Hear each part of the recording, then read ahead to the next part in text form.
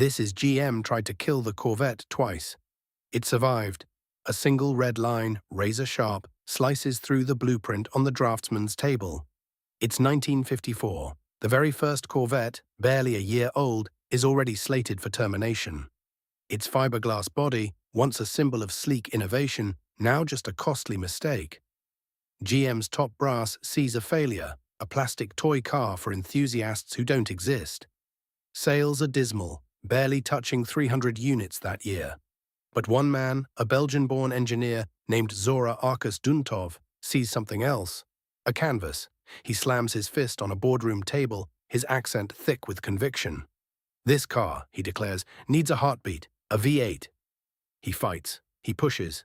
He smuggles racing parts. He engineers a legend, transforming a cruiser into a beast, saving it from extinction. Yet, even after roaring onto racetracks and into American hearts, the axe swings again. Decades later, a different crisis. Oil embargoes, emissions standards, the very name Corvette, synonymous with power, becomes a liability. Another red line, another near-death experience. This time, the fight for survival is even more desperate, and the battle isn't just for a car, but for the soul of American performance. What if the fight had failed? Imagine a crisp January day in 1953 inside the Grand Ballroom of New York's Waldorf Astoria. The air thrums with anticipation.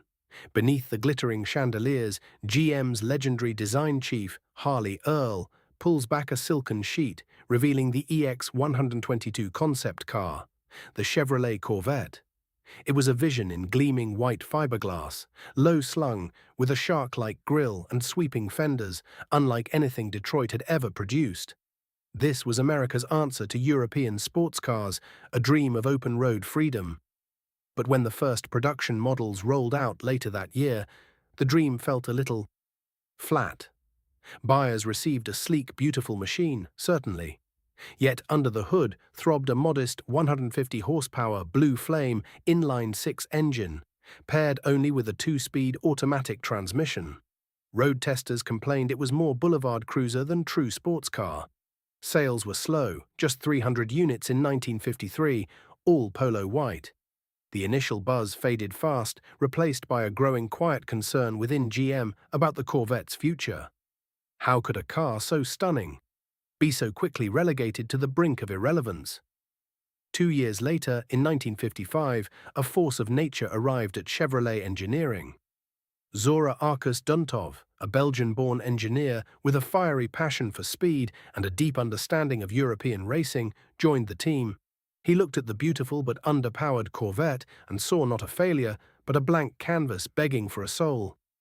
Duntov wasn't content with elegant lines. He wanted raw, unadulterated performance. He knew exactly what the car was missing. He wasted no time. Duntov championed the insertion of Chevrolet's revolutionary new 265 cubic inch small block V8 into the Corvette. This wasn't merely an engine swap. It was a declaration of intent.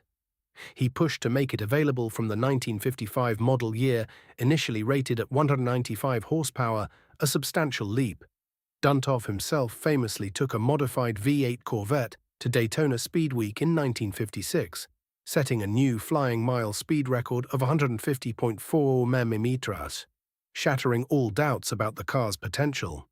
He proved the Corvette could run with the best, turning heads and capturing imaginations. Yet despite Duntov's relentless drive and the Corvette's newfound power, sales remained stubbornly low, struggling to break 3,500 units annually by the late 1950s. The bean counters at GM, looking at high production costs and meager returns, began to ask the uncomfortable question: was this expensive fiberglass experiment worth continuing? Duntov, however, refused to yield. He saw the Corvette as more than just a car. It was a statement. He was obsessed with transforming it into a world-class performance machine.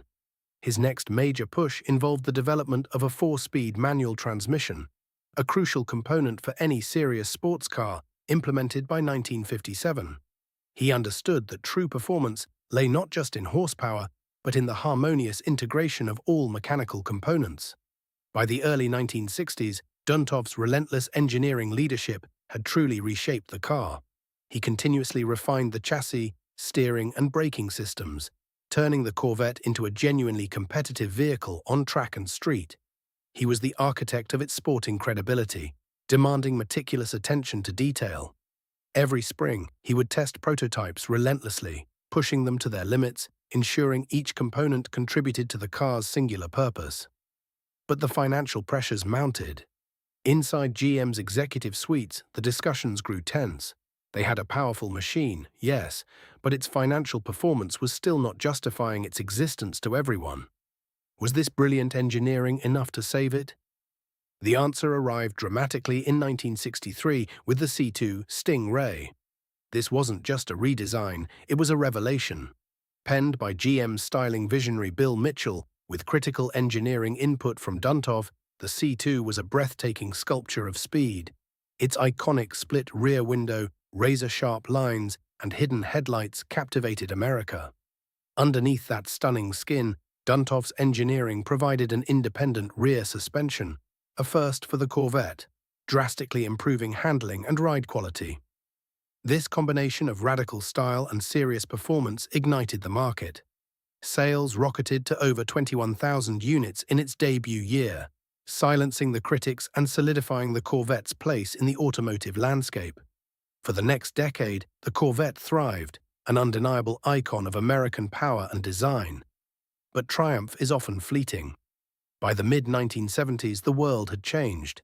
A suffocating blend of international fuel crises and increasingly stringent emissions regulations began to choke the life out of performance cars. The glorious high-compression V8s of yesteryear were being neutered, their horsepower ratings plummeting. The once mighty Corvette, still riding on its C3 platform first introduced in 1968, struggled to adapt. Horsepower figures, once well over 300, dipped below 200.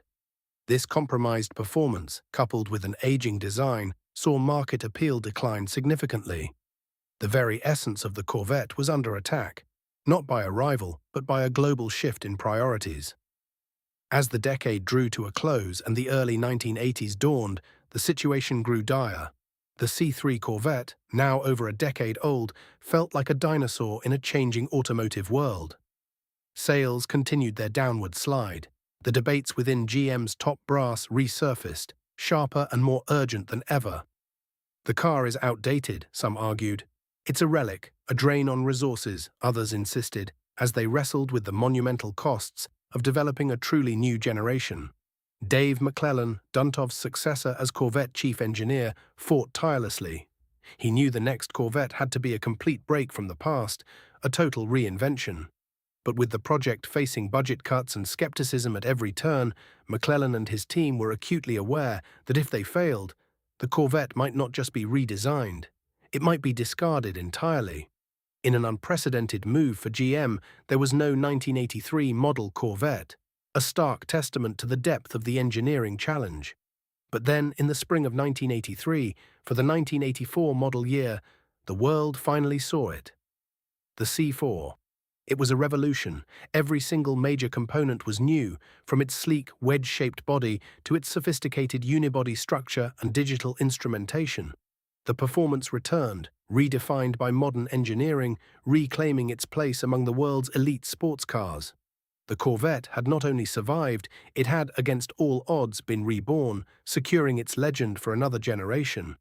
The story of the Corvette isn't just about a car, it's a testament to the power of a singular vision and the stubborn refusal to let it die. Twice this audacious experiment in American sports car engineering teetered on the brink, threatened by corporate indifference, changing market whims, and even its own early missteps. Yet each time, a passionate few, driven by an unshakable belief in its potential, pulled it back from the precipice. These were individuals who understood that the Corvette wasn't merely a product. It was an aspiration, a symbol of American ingenuity and the pure joy of driving. From its humble fiberglass origins as a relatively underpowered curiosity, through its golden age of roaring muscle cars to its sophisticated world-beating mid-engine present, the Corvette has continuously reinvented itself, yet always retained that core spirit of accessible performance and unapologetic American bravado. It transcended mere transportation. It became an icon woven into the fabric of popular culture, an immediate identifier of speed, style, and freedom on the open road. It's a potent reminder that even within the largest, most process-driven corporations, a spark of individual genius, when nurtured and defended, can ignite an enduring legend. The Corvette stands today as a testament to engineering passion, surviving repeated corporate threats to become an enduring American legend. In its continued roar, in every sculpted line and every blistering performance, we hear the echoes of every bold idea that once faced extinction, and the quiet, powerful triumph of those that, against all odds, found a way to live on. If this journey through corporate boardrooms and design studios, fighting for the heart of American automotive passion, resonated with you, please consider hitting the like button. Every single one of those clicks genuinely helps YouTube understand that deep dive stories like this, narratives about perseverance, innovation, and passion, deserve to be shared with a wider audience, helping us bring more forgotten histories to light. Subscribe to the channel, and you'll find a new chapter from automotive history waiting for you here every week.